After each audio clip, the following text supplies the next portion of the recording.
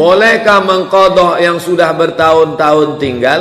Pertanyaannya, bolehkah mengqadha yang sudah bertahun-tahun tinggal? Bukan bolehkah, wajibkah? Kalau boleh, boleh tak boleh. Ini bukan boleh, wajib mengqadha yang masa muda dulu tinggal. Kapan akil balik? Umur 10. Kapan mulai sholat? Umur 20. Berapa tahun tak sholat? 10. Qadha, ganti.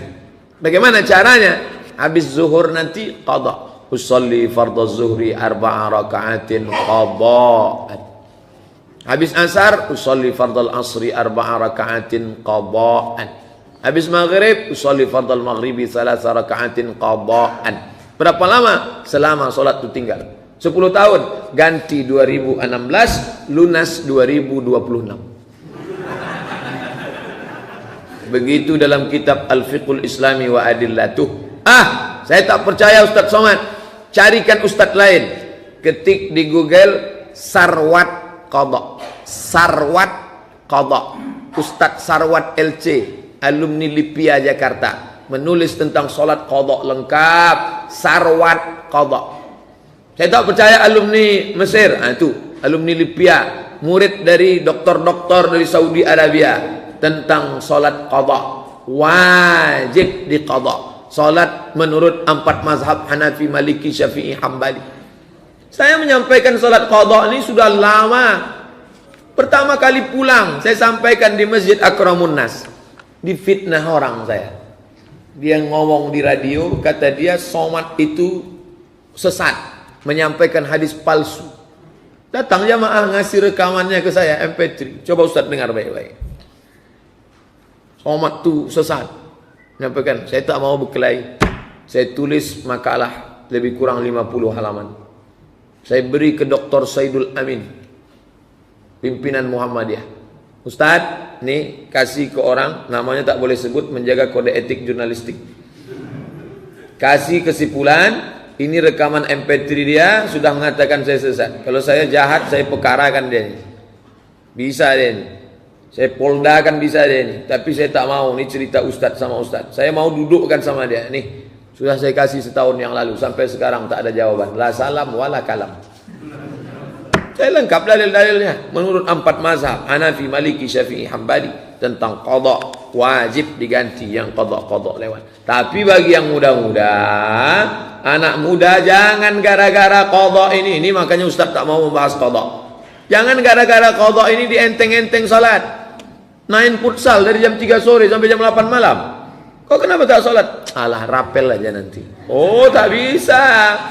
Man tarakas salata muta'ammidan. Siapa yang meninggalkan salat secara sengaja, faqad kafara jihara. Kafirlah dia secara nyata. Tapi yang sudah lewat tinggal lama-lama itu wajib diqadha. La kafarata laha illa dzalik. Tidak ada yang bisa menebusnya kecuali salat itu sendiri.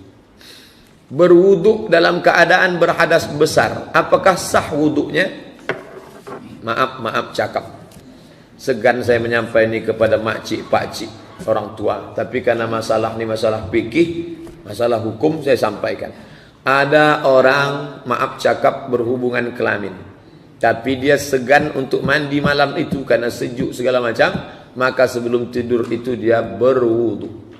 Jangan dia tidur begitu saja. Dia basuh kemaluannya, dia berwudu. Besok mau subuh baru dia mandi. Tapi sebaik-baiknya dia mandi dalam keadaan suci. Andai tidak, maka dia berwudu. Itu tentang wudu orang yang berhadas besar. Kalau saudara kita berhadas besar di ruang ICU karena banyaknya obat yang dia makan, maaf cakap, mimpi dia malam tadi, lalu berhadas besar, mau cerita malu dia, datang ke kawan, ke anak malu. Ke kawan dia ceritakan, aku tadi malam berhadas besar, cumanalah aku ni mau sholat. Maka ajarkan tayammum. Sahabat Nabi pergi musafir, malam itu dia mimpi, maka dia berhadas besar. Air tak ada, berguling-guling dia di pasir. Berguling-guling pasir macam ayam.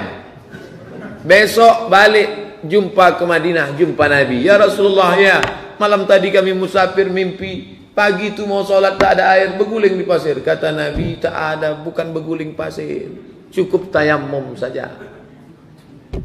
Saudara kita, air sekarang banyak di Pekanbaru, tapi banyak orang tak bisa pakai air. Dokter sudah memvonis jangan pakai air. Kalau pakai air mati. Maka ambil tepuk pasir, bawakan dia tanah, letakkan di atas koran, suci, tak ada bau najis, bau kencing kucing, tai kucing tak ada. Tepuk, pukul ke wajah sekali, tepuk lagi, tiup, tepuk, tangan sekali, muka sekali, tangan sekali. Tidak pakai kumur-kumur.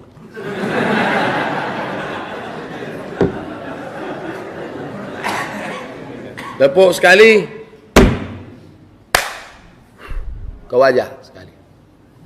Debunya di ujung-ujung jari. Ini di pangkal, ini di ujung. Supaya jangan mustakmal. Sekali. Bukan begini. Habislah mato. Dah. Tak boleh mustakmal. Tepuk sekali lagi. Debu dibagi 3. 1, 2, 3. Yang ini di bawah, ini di atas. Ini untuk ibu jari.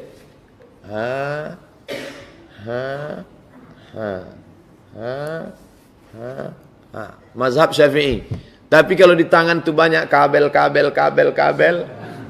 Tak bisa, pakai pergelangan saja. Mazhab Maliki. Cukup. Jangan sampai tak solat dia. Arahkan ke arah kiblat. Jiwanya gonjang-ganjing, setan datang mengintai saudara kita, makcik kita, bahkan mungkin diri kita. Suami, anak, istri. Ingat, perhatikan ibadah. Jangan sampai dia rusak di akhir umur, tak dapat husnul khatimah. 1 tayamum, 1 solat.